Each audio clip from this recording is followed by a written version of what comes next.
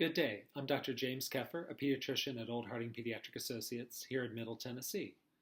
I'm going to speak to you a bit today about our plans for immunizing against influenza for this next season, the 2016 to 2017 season.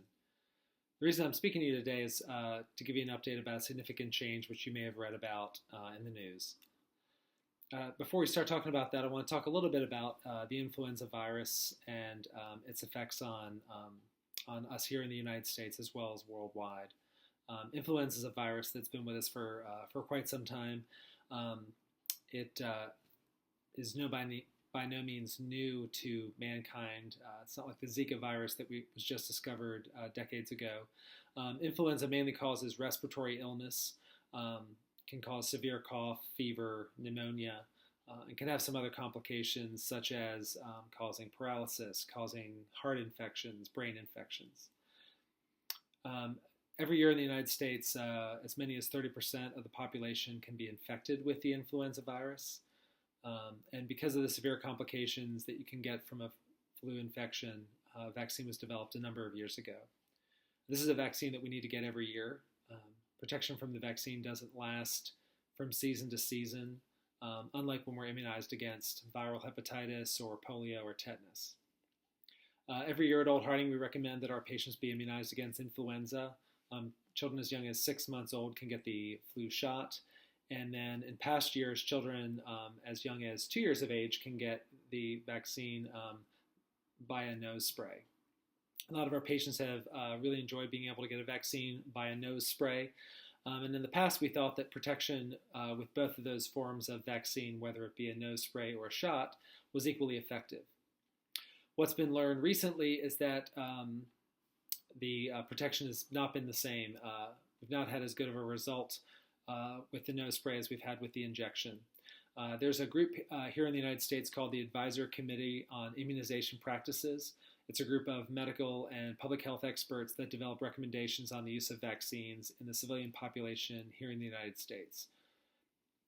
This group does ongoing surveillance of diseases here in the United States and is able to measure vaccine effectiveness year to year. This is an active surveillance project that they conduct.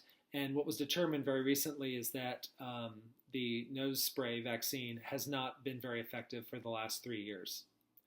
For that reason, Old Harding Pediatrics will no longer be offering a flu vaccine as a nose spray. If that policy changes, you will definitely hear from us. The reason that we're no longer offering it is because we only offer vaccines for our patients that have been shown to be safe and effective at preventing infections that can devastate or kill our patients.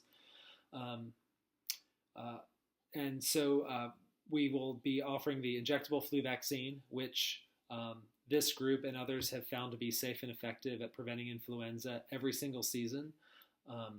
We'll be having those vaccines available as early as the fall, sometimes as early as August. And your child can get that vaccine at any visit, whether it's a checkup or a sick visit. We'll also still be scheduling our flu vaccine clinics during the week as well as on weekends. We encourage all of our patients who are older than 6 months of age to get this vaccine. We also encourage parents to get this vaccine at their doctor's office or at their place of business.